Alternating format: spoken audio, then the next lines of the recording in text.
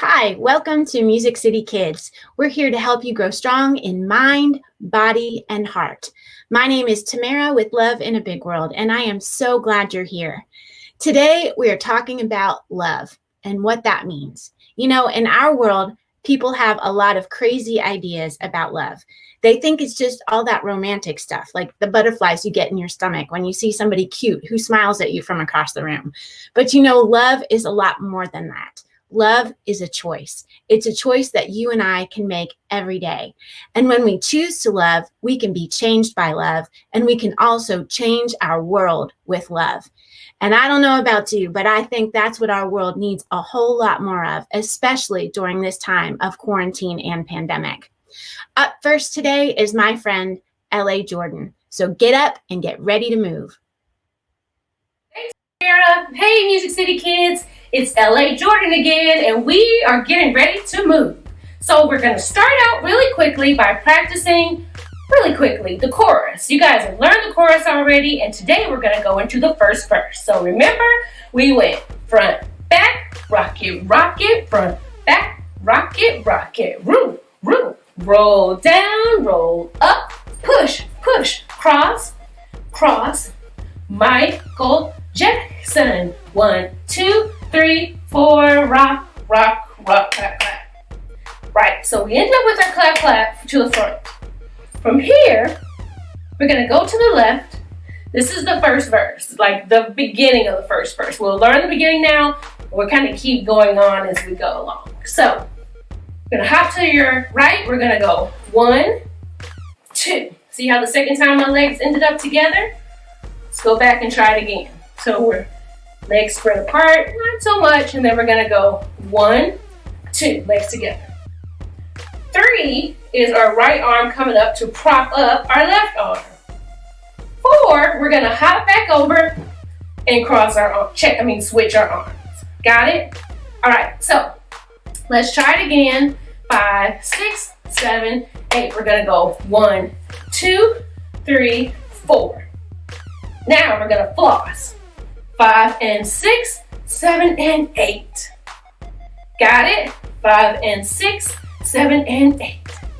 All right, let's try it again from the beginning part of the first verse. Here we go. 5, 6, 7, 8. 1, 2, 3, 4, 5 and 6, 7 and 8. From there, we're going to cross our left leg behind our right leg, and we're going to go 1, 2. Then we're going to go up, down, left, right, lawnmower. Got it? All right, right quick, that, and then we're going to do it with the music, and then we'll continue next time. Here we go. 5, 6, 7, 8. 1 and 2, 3, 4, 5 and 6, 7 and 8. 1, 2, 3, 4. Left, right, lawnmower. Hey, how'd it go? Let's try with the music. Here we go. This is the freestyle beginning part. Do your own moves. I know you got your own moves. Here we go, the chorus. Front, back, rock it, front, back, rock it, roll down, roll up, push, cross, Michael Jackson. 1, 2, 3, 4, rock, clap. 1, 2, 3, 4. Hey, cross, up, down, left, right. Did you do it? It's a little fast, but we can keep practicing. All right, see you guys next week. Back to you, Tamara. Thanks, LAJordan. That was amazing. I love to dance, and you've got the best moves. Friends, if you're looking for a good book to read, here's one for you today, The Velveteen Rabbit. This is one of my favorite books of all time, and it really is about love and how we can be changed by love. I might even read one of my favorite passages in just a few minutes for you. But next up, we've got Dr. JPOP. Take it away, Dr. JPOP. Hey everybody, so today I want to talk to you about listening to your body. Your body is actually pretty amazing. There are these nerve endings and receptors that run all through you, and they tell you when you're hungry, when you're thirsty, when you have to go to the bathroom. Yes, all of those nerve endings take in all of the information, and then they send signals to you to let you know how you are feeling. Well, sometimes you need signals that it's time to rest too. I know during quarantine, I've been able to stay home, to rest, to do some of the things that I love. And even though it hasn't been part of my normal routine, or I haven't had to do all of the things that I usually do, my body's really enjoyed that time. So sometimes you can get wrapped up in all of the activities that you have and the sports that you're a part of and the to-do list and your schoolwork, and your body gets wrapped up in a routine. And because we don't take the time to listen to it, we don't know when we actually need to take a break. So if there's one thing that I want you to learn from this time that we have spent at home, it's even when outside is open and we're back to our regular schedule, I want you to take time to see how your body feels, okay? Because the more in tune you are with how it feels, the more you can give it what it needs, all right? So become aware of what your body is telling you. Back to you, Tamara. Thanks, Dr. JPOP. That was amazing. Next is our science segment with Janet's Planet, and it's all about Galileo. Did you know that Galileo loved science and loved thinking about how things work? Let's find out more.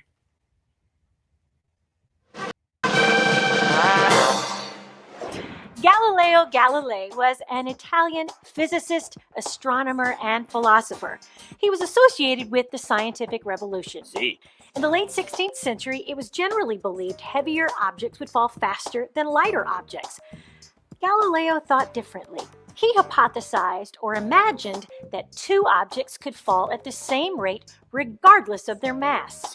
Legend has it that in 1590, Galileo held a feather and a stone in either hand and released them simultaneously. The feather structure slowed its descent in parachute fashion, and the stone landed first. Galileo reasoned that this was a result of factors other than weight, and his later investigations confirmed that air resistance and friction, not weight, are responsible for this difference. What would happen if you dropped a feather and a stone on the moon where no air exists? Astronauts David Scott and Jim Irwin conducted Galileo's experiment on the moon during their Apollo 15 mission. Take a look at what happened. Well, in my left hand, I have a feather. In my right hand, a hammer. And I guess one of the reasons we got here today was because of a gentleman named Galileo a long time ago who made a rather significant discovery about falling objects in gravity fields. And we thought that where would be a better place to confirm his findings than on the moon. And so we thought we'd try it here for you. The feather happens to be appropriately a falcon feather for our falcon. And I'll drop the two of them here, and hopefully they'll hit the ground at the same time. How about that? It proves that Mr. Galileo was correct in his findings. The Apollo feather drop was not the most accurate science experiment. No one measured the height from which the objects were released, nor the time they took to fall, and Scott was leaning over with his arms not quite parallel to the ground. But as a demonstration, it is unforgettable, and so too is Galileo. Quick, name 3 scientists who have furthered the world's understanding of gravity. Let's put them in order. Galileo built on the ideas of the scientists who came before him. Newton built on the ideas of Galileo. And Cavendish built on the ideas of Newton and Galileo. Thank you. Let your mind revolve around this. If I have seemed further than others, it is because I have stood on the shoulders of giants. As we move forward in time, which of you will stand on the shoulders of these science giants and increase our understanding of gravity and microgravity?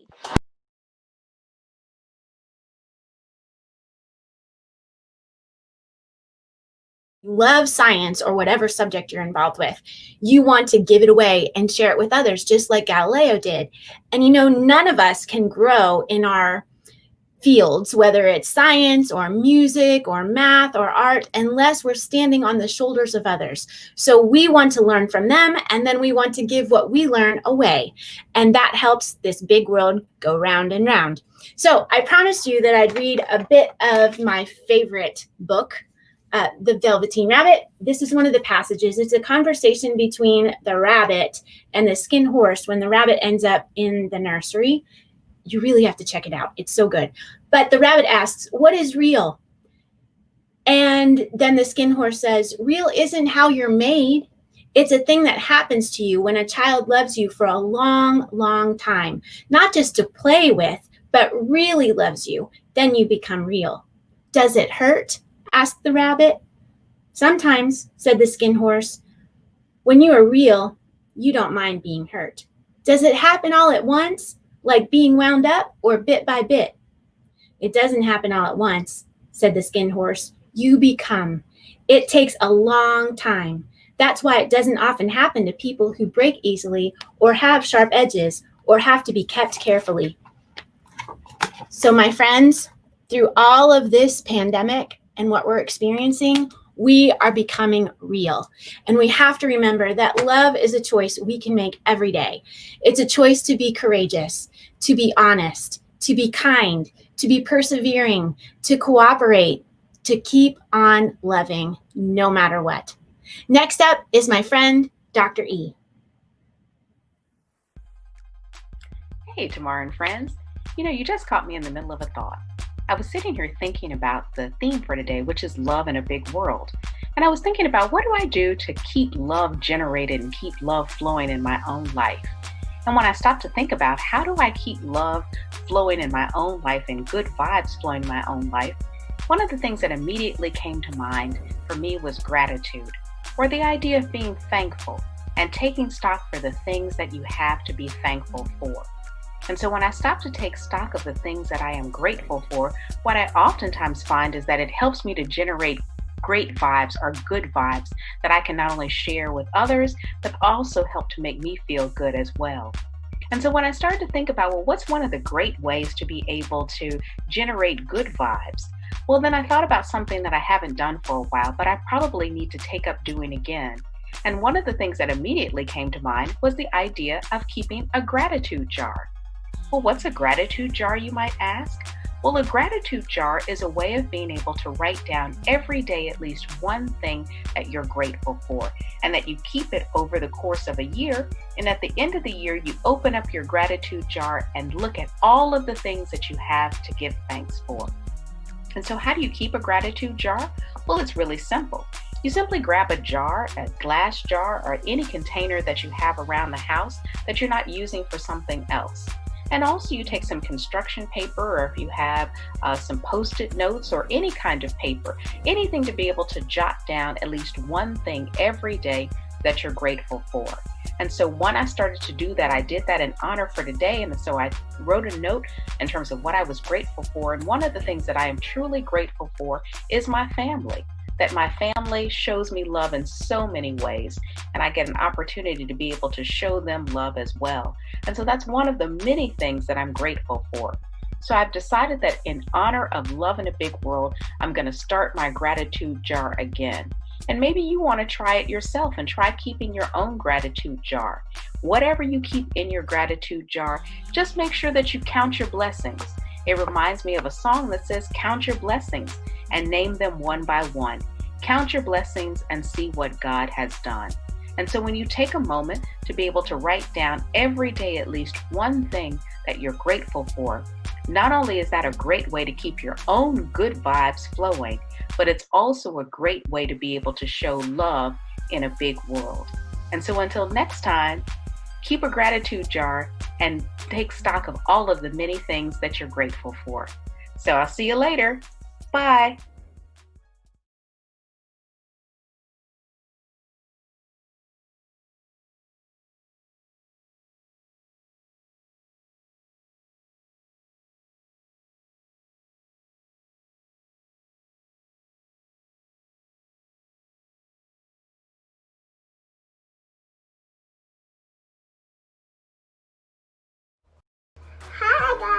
welcome back to another Music City Kids video.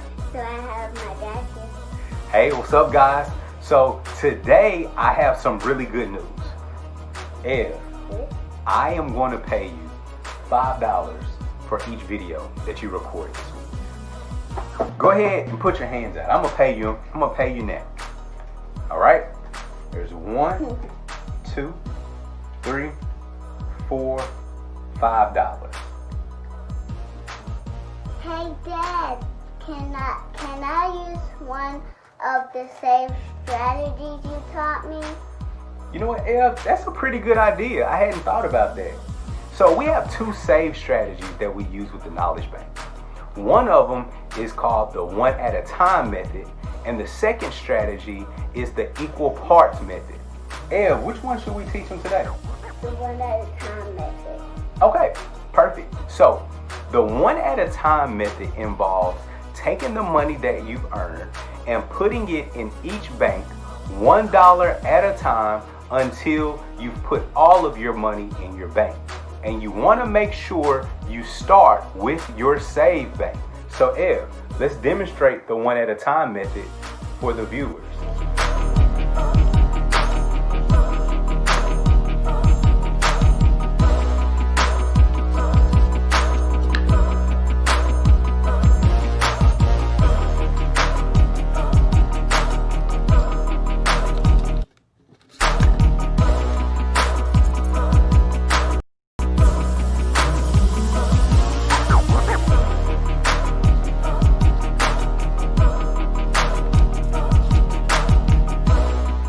So Ev, using the 1 at a time method, how much money do you have in your save bank?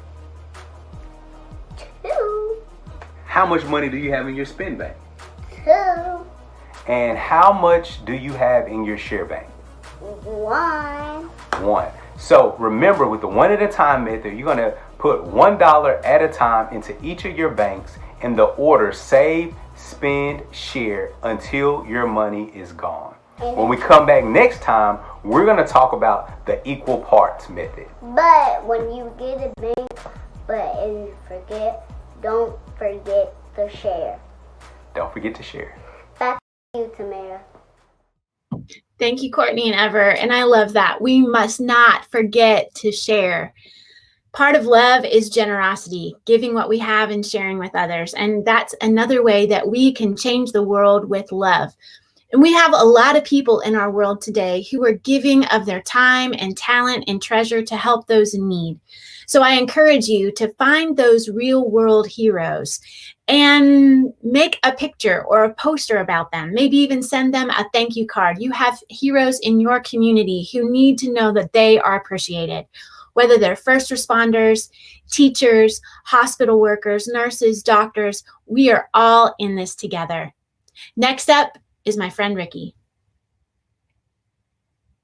Friends, Riki Ratner here with Be Well in School, here to show you another pose today. And today we're not going to learn it in a sequence. We're going to go back to just breaking down the pose, learning that pose individually, and then next time we will add our new pose, Eagle Pose, into our sequence. So Eagle Pose is a challenging pose. It has a lot of different elements. Now we're building. We've learned some basic yoga poses. Now we're going to try to challenge our bodies a little more. And as you challenge your bodies, if we can't do something right away, know that it takes practice. And when I started practicing yoga, that was in 2012, so 8 years ago, I could not do Eagle Pose the way that I can do Eagle Pose now. It took time, it took practice, and most importantly, it took patience and breath.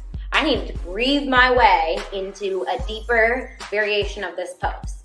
So if you are not where I am at today, that is A-okay. You are gonna keep practicing and you are gonna get more flexible and it's gonna be great. So Eagle Pose, let me tell you some of the benefits. It stretches our upper back, our shoulders, and our outer thighs. And some of those places are a little difficult to stretch. So that's why these parts of the body might be tight and we might not be able to get as deep into this pose, and that's okay. It's gonna strengthen your leg joints because we're gonna be like weaving our legs together in this way that puts pressure on our joints but helps them build strength. And because we're winding our bodies up in these interesting ways, it actually makes our blood flow increase because we improve circulation by compressing our bodies in this way. And it improves balance and concentration because we're doing a challenge and we're breathing through it and we're still showing up. Cool? Let's learn eagle pose. Find your mat, find your blanket, go outside, get on a carpet, get on the floor, whatever you need. You just need your body and your breath. Whatever you've got, you just need your body and your breath. All right. Here we are, mountain pose. Now, first thing we're gonna do, bring our arms out to a T. We're gonna take our right arm. We're gonna wrap it under our left arm. So you're here. If this is already we're feeling a stretch, first option is to hug yourself by placing opposite hands on opposite shoulders, okay? If you can go deeper from here, we're gonna try to wrap our wrists as well. So I'm gonna come a little closer so you can see what I'm doing here. If I can't get this wrap, then we're going for that hug, right? If we can get our wrists to wrap, we can press the hands together, we go there. And then when you're here, we wanna pull the hands away from the face a bit and lift the elbows up to shoulder height. Cool? Now we're gonna add the legs into it. So I'm gonna move back to my mat. So we've got those eagle arms. You're either bound or we're hugging. Now, in this shape, we're gonna take the right leg, lift it up. Balance challenge. So we're thinking about our belly button and we're looking with our eyes at something that's not moving. Now we wanna bend our standing knee too. The lower I can go in my standing leg, the easier it is for me to wrap my right leg around my left. Now I'm pressing my knees tight together and I'm gonna see if I can wrap my right leg around my ankle. Or around, behind my calf. If you can't do that, you're just working on pressing the knees together and pressing this right foot into the left calf. However you can, just press, press, press, press. Cool? Now we're gonna breathe. Take a deep breath in, fill your belly. Exhale, can you sit a little lower by bending that standing leg? If you've got the hands bound, we wanna keep pulling the hands away from the face as we lift the shoulders up. And we wanna find our spine in line. So see if you can draw the shoulders back to be in line with your hips here. See if you can swivel the knees a little bit to be in line with the elbows. Take a deep breath in. And out. And now inhale, we're gonna unwrap the arms. We're gonna unwrap the legs. And we're gonna come back to our mountain and shake it out. Let go of all that. And send some silent love to the world and to yourself for practicing something new. How do you feel? How does your body feel? I know my heart is beating a little faster. I feel a little warmer. Try your right side or try your left side. I demoed the right. Try your left side. See how that feels. Next time you tune in, we're putting all of this together. We're adding eagle pose into our sequence. See you there. Have a beautiful day.